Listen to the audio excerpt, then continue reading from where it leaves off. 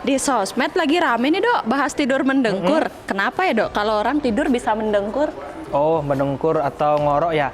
Mendengkur atau ngorok itu biasanya terjadi oleh karena adanya sumbatan dari saluran nafas atas kita, mulai dari hidung sampai ke tenggorokan. Biasanya kondisi yang menyebabkan adalah di hidung itu adanya kelenjar hidung yang bengkak, adanya sekat hidung yang bengkok, adanya polip, kondisi rhinosinusitis, kemudian ke belakang lagi ada bengkaknya dari amandel di belakang hidung, besarnya amandel, lidah yang besar atau tebal, ya seperti itu yang menyebabkan kita jadi tidurnya ngorok.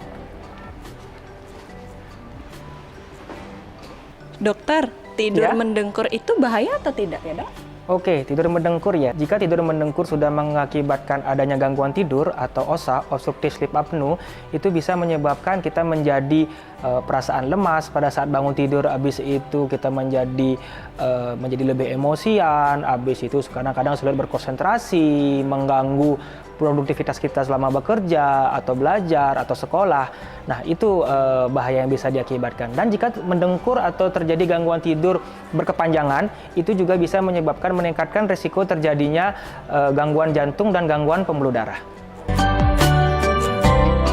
Apa yang harus kita lakukan jika kita mengalami tidur mendengkur ya dok? Yang bisa kita lakukan adalah untuk yang sederhana, kita coba untuk tidur posisi miring. Habis itu kita coba untuk menurunkan berat badan, mengurangi kebiasaan merokok, dan juga konsumsi alkohol. Nah, itu kita coba. Jika dengan melakukan hal tersebut, tidur mendengkur atau mengorok masih terjadi, segera periksakan ke dokter THT untuk berkonsultasi dan untuk mencari tahu penyebabnya di manakah sumber dari mendengkur atau mengoroknya.